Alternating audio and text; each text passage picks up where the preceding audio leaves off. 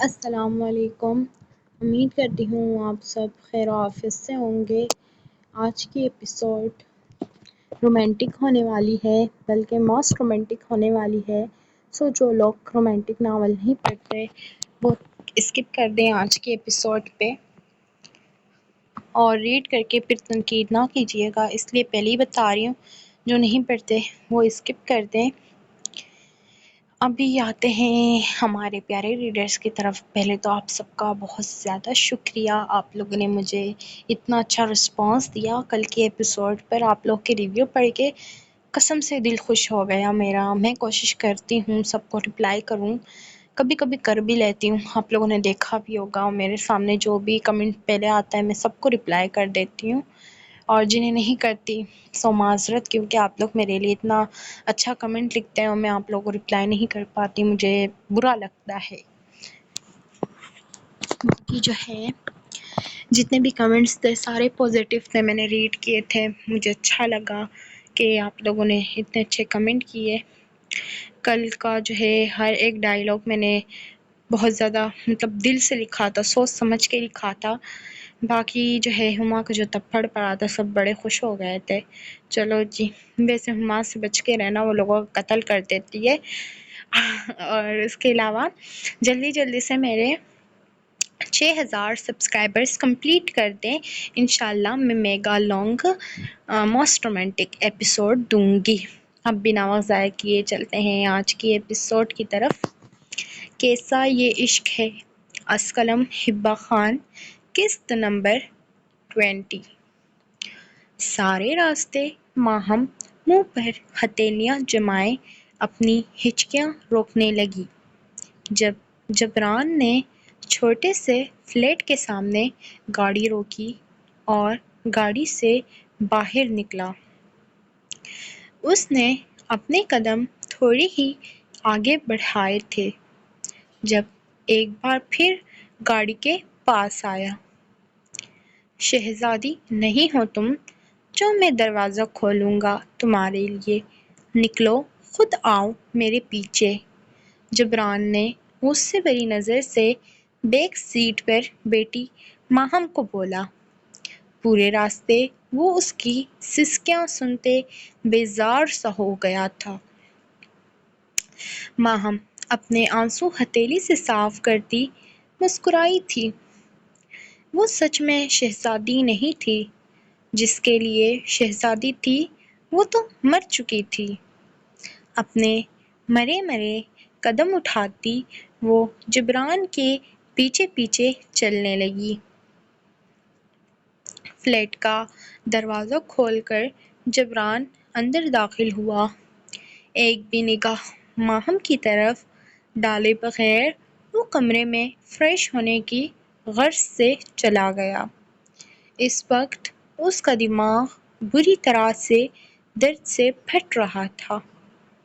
ماہم آنکھوں میں آنسو لیتے چھوٹے سے فلیٹ کو دیکھنے لگی، جہاں صرف ایک ہی کمرہ تھا اور اس میں جبران فریش ہونے چلا گیا تھا۔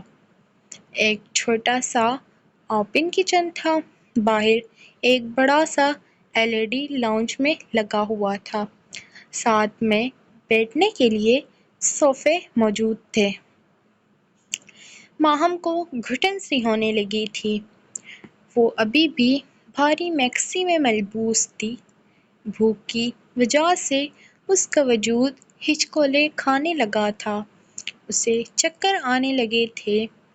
ابھی وہ روم کی طرف قدم بڑھاتی جب اس کا سر بری طرح چکرایا تھا۔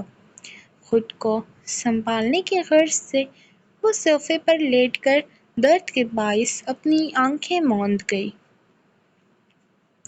جبران فریش ہو کر آیا تو ماہم کو صوفے پر لیٹے دیکھ کر اس کا غصہ ساتویں آسمان کو چھونے لگا۔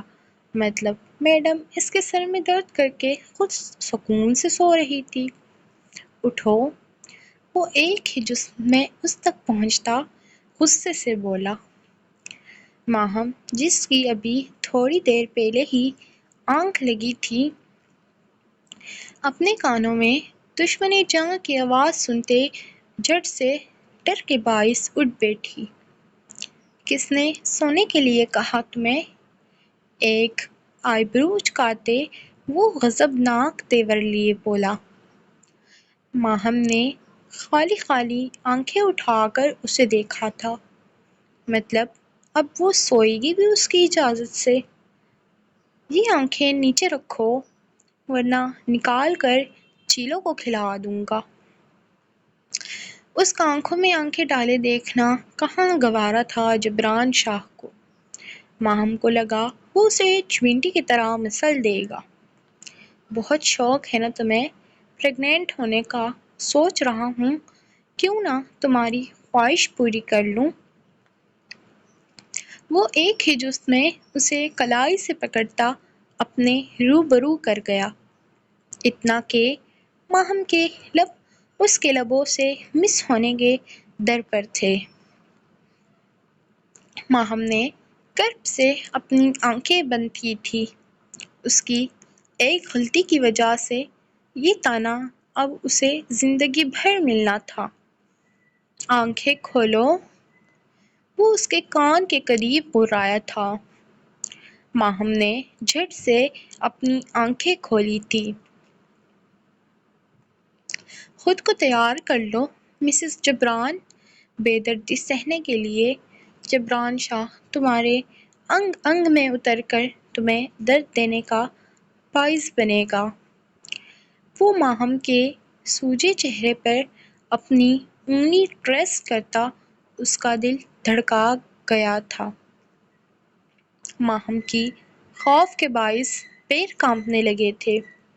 وہ تو بے ہوش ہونے کے در پر تھی۔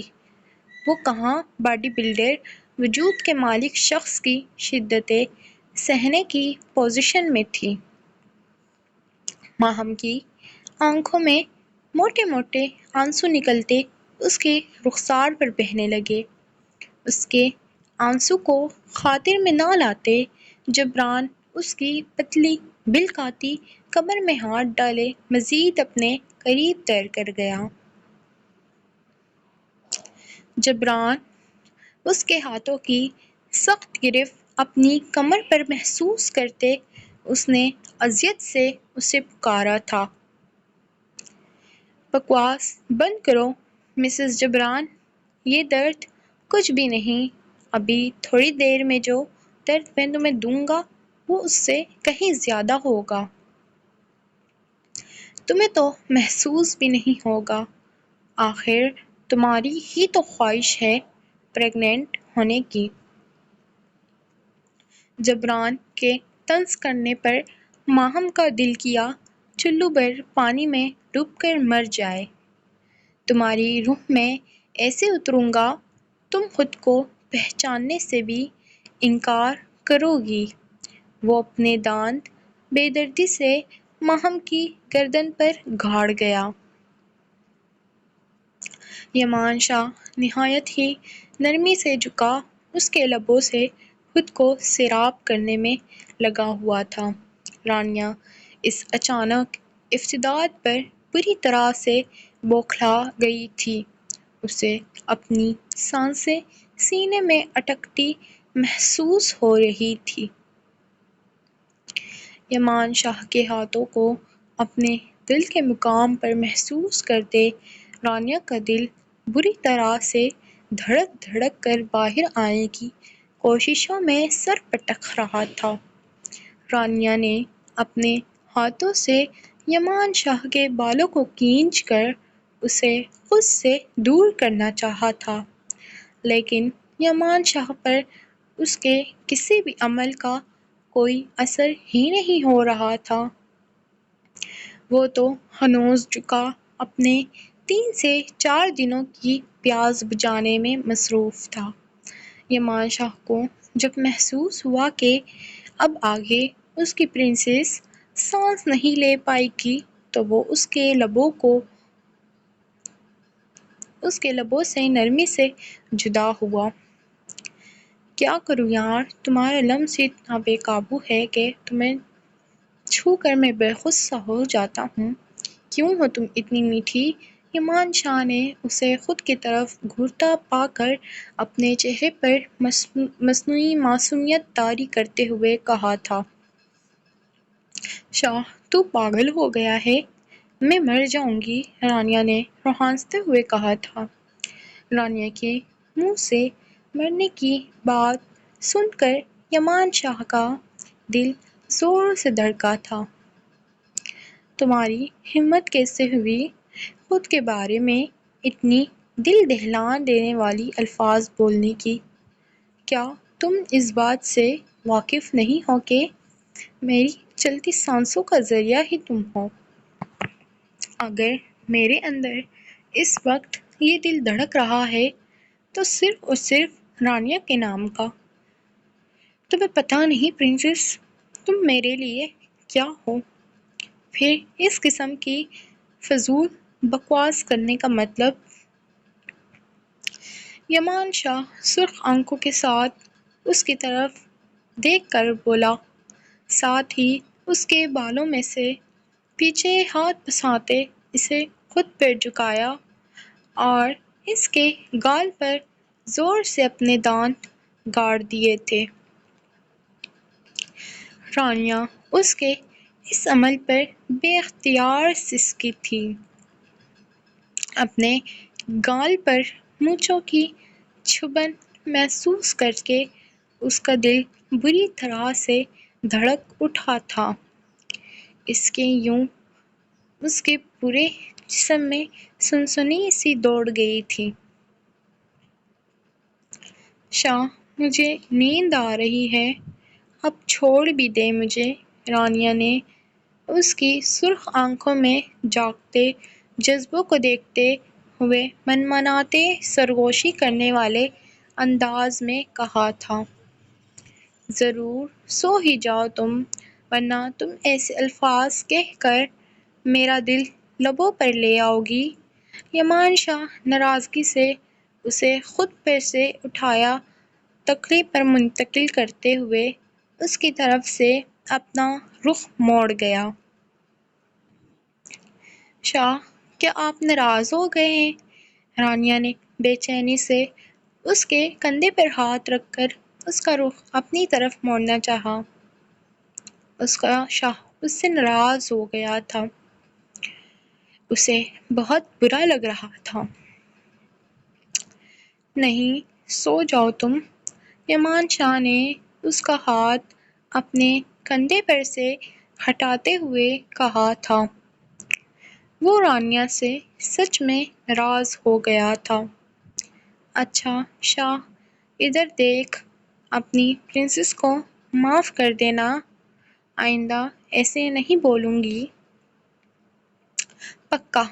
رانیہ اٹھ کر اس کی طرف آتے ہوئے اس کے پاس ہی لیٹ گئی تھی جس طرف یمان شاہ نے رخ موڑا تھا۔ اس کے سینے کے اندر گھس کر رانیہ نے اس کے کان میں تقریباً سرگوشی کرتے ہوئے کہا تھا۔ یمان شاہ کا دل بے اختیار زور سے دھڑکا تھا۔ اس کے لبوں کا لمس اپنے کان کی لوح پر محسوس کرتے یمان شاہ کا انگ انگ بے چین ہو اٹھا تھا۔ ٹھیک ہے میری پرنسس، میں نہیں ہوں تم سے ناراض۔ یمان شاہ اس کے پیٹ کے گرد اپنے حصار کو باندھتے ہوئے اسے اپنے سینے پر منتقل کرتے ہوئے بولا، سو جاؤ پرنسس، اب تم میرے پاس آ کر میرے جذبات کو جگا چکی ہو اور میری رات تو آنکھوں میں کٹنے والی ہے، لیکن تم سو جاؤ۔ کافی دیر بعد یمان شاہ اپنا چہرہ جھکا کر اس کی طرف دیکھا تو وہ اس کے سینے پر اپنی انگلیوں سے پتہ نہیں کیا کیا لکھنے میں مصروف نظر آ رہی تھی اور اس کی آنکھیں اب تک کھلی ہوئی تھیں۔ سو جاؤں گی شاہ، آپ بھی سو جاؤ نا۔ رانیہ نے اس کے سینے پر اپنی توڑی کو رکھتے ہوئے اس کے چہرے کی طرف دیکھا تھا۔ اس کی گھنی مونچھوں اور بریڈ کو دیکھتے ہوئے رانیہ بے اختیار ہو کر اپنا چہرہ اس کے قریب کرتے اس کے بریڈ پر اپنا گال زور سے رگڑا تھا، جس کی وجہ سے اس کو گدگدی ہوئی اور اگلے ہی پل رانیہ کی کھلکھلاہٹ کمرے میں گونج اٹھی تھی۔ یمان شاہ کے دل میں ادھم مچا کر رانیہ ہنوز ہنسنے میں مصروف تھی۔ یمان شاہ اس کی معصوم بچوں جیسی حرکتوں کو دیکھتے ہوئے زور سے اسے دوبارہ سے اپنے سینے میں بھینچ لیا تھا۔ کوئی بعید نہ تھی اس کے اس طرح سے خوبصورت سے کھلکھلاہٹ کو دیکھتے ہوئے یمان شاہ بے قابو ہو رہا تھا۔ اس کا دل کر رہا تھا آج ہی وہ ایک دوسرے کے درمیان سارے پردوں کو گرا کر شدت سے اس کی اور خود کی جان ایک کر دیتا۔ پرنسس سو جاؤ، یقین مانو اس بار تمہیں موقع نہیں دوں گا، اس بار شدت سے تمہاری اور خود کی جان ایک کر دوں گا۔ یمان شاہ بوجھل گمبھیر آواز میں اس کے کان میں سرگوشی کرتے ہوئے بولا تھا، ساتھ ہی اس کے کان کی لوح کو زور سے اپنے دانتوں تلے کھینچا تھا۔ یہ اس کی سزا تھی جو اس کے جذبات میں ادھم مچائے ہوئے بے پرواہ نظر آ رہی تھی۔ ٹھیک ہے شاہ جی، میں سو رہی ہوں۔ ٹھیک ہے شاہ جی، سو رہی ہوں، میں ایسے ڈرانے والی باتیں نہ کیا کر۔ رانیہ کا دل بے اختیار دھڑکا تھا اور جلدی سے اس نے اپنی آنکھیں بند کر لی تھیں۔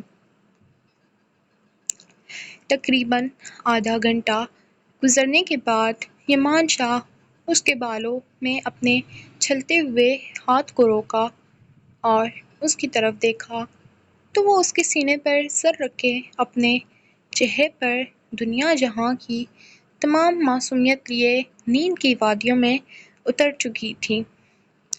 یمان شاہ نے مسکرا کر اس کو تکیے پر منتقل کیا اور ساتھ ہی اس کے ماتھے پر بوسہ دیتے ہوئے اسے اپنے حصار میں قید کرے خود بھی آنکھیں موند گیا تھا۔ سونا مشکل تھا پر وہ کوشش تو کر سکتا تھا نا۔ جبران اسے ایک ہی جست میں گود میں اٹھاتا کمرے میں لاتے بے دردی سے بیڈ پر پٹکا تھا۔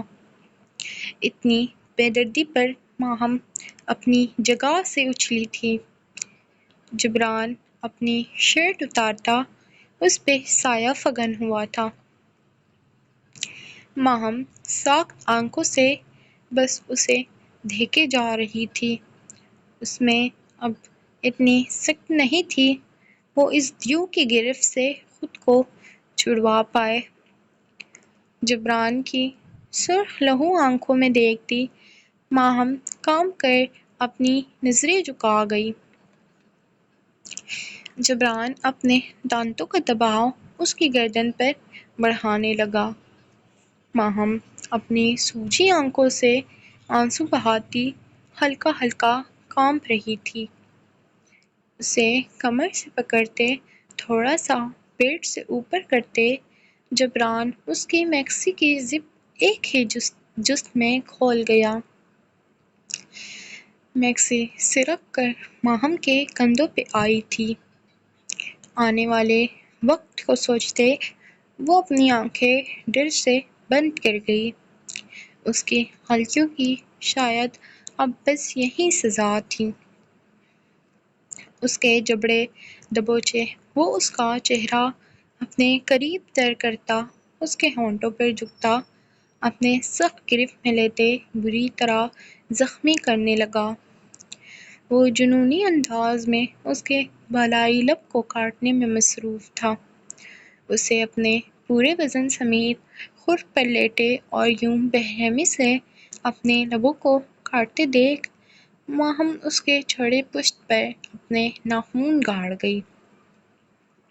اپنے لبوں میں خون کا ذائقہ محسوس کرتے جبران اسے آزادی بخشتا، اس کے کندھوں پر ڈلتی میکسی کو ایک ہی جسم میں اتار کر فرش پر پھینک گیا۔ ماہم نے ڈرتے اپنے ناخن کی گرفت اس کے برہنہ پشت پر بڑھا دی۔ تم جیسی لڑکیاں ڈری سہمی بالکل بھی اچھی نہیں لگتی، جو مردوں کو اپنی جال میں پھنسا کر اپنی ہوس پوری کرتی۔ اپنے پشت پر جلن محسوس کرتے جبران اس کی گردن سے چہرہ نکالتے ماہم کے ہاتھ اپنی پوچھ پر سے جھٹکے۔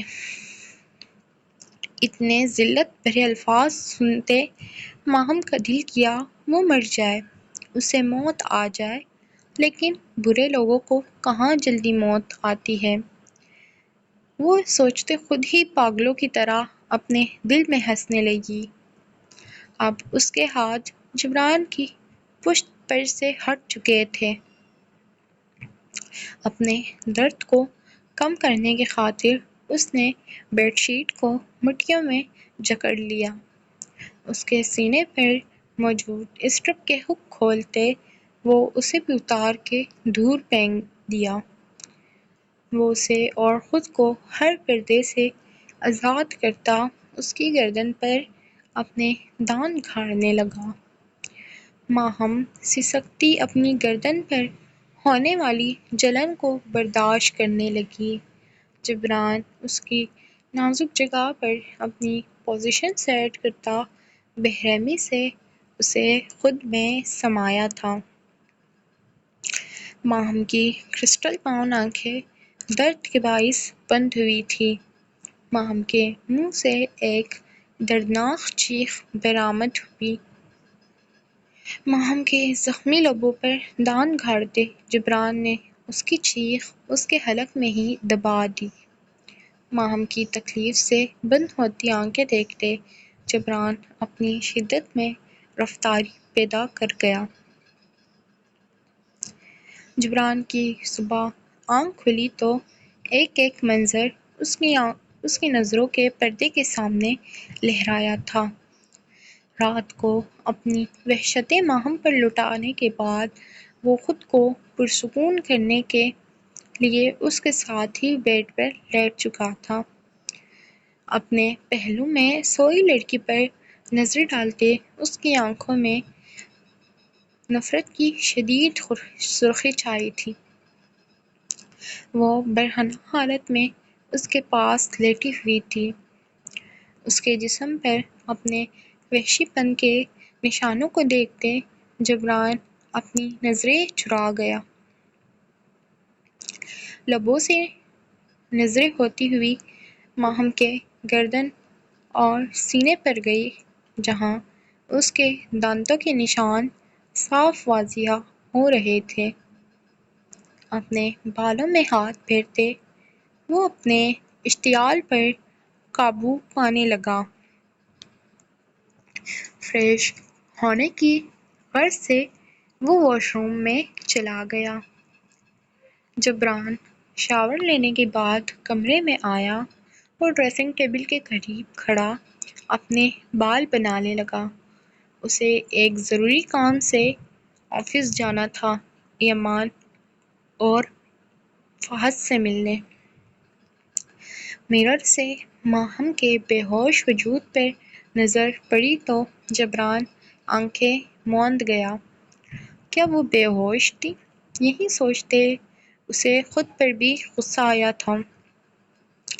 اتنی بے رحمی کرنے کی بھی کیا ضرورت تھی اس کے ساتھ؟ اس کے وجود سے نظریں چراتا وہ فلیٹ سے نکلتا اپنی گاڑی کی طرف آیا جہاں اس کا بیگ پڑا ہوا تھا جس میں اس کے کچھ کپڑے تھے۔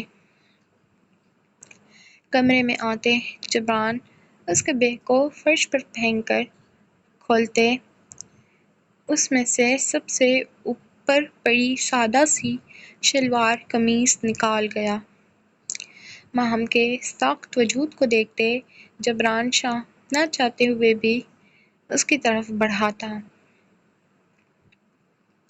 اس کے قریب بیڈ پر بیٹھتے وہ اس کے سفید شفاف وجود کو دیکھنے لگا وہ سرخ ہو رہا تھا۔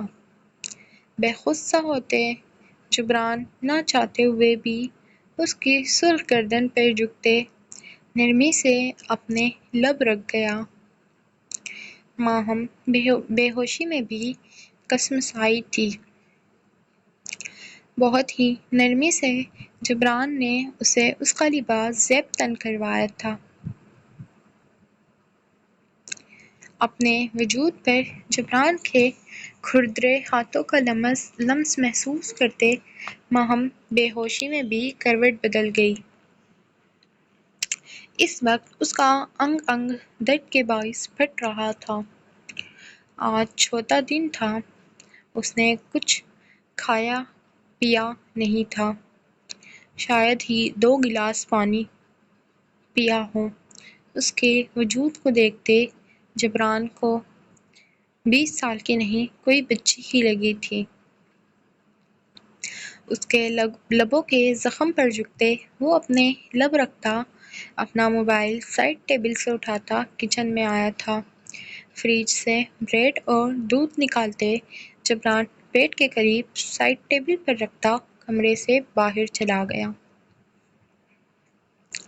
ہما بھول کر بھی نہیں بھلا پا رہی تھی اس وقت کو جب ماہم اور جبران نے اسے تھپڑ مارا تھا۔ وہ جب بھی آنکھیں بند کرتی کھولتی اس کے سامنے وہ منظر لہرا جاتا تھا۔ وہ پاگلوں کی طرح غصے سے بھری پڑی ہوئی تھی۔ اس تھپڑ کا بدلہ تو میں تم سے لے کر رہوں گی، 2 ٹکے کی بے غیرت لڑکی، میرے حکم پر چلنے والی میرے منہ کو آ رہی ہے۔ تمہیں پوری عمر رسوا نہ کیا تو میرا نام بھی ہما نہیں۔ ہما ایک عزم سے بولتی خود کو بہلانے لگی۔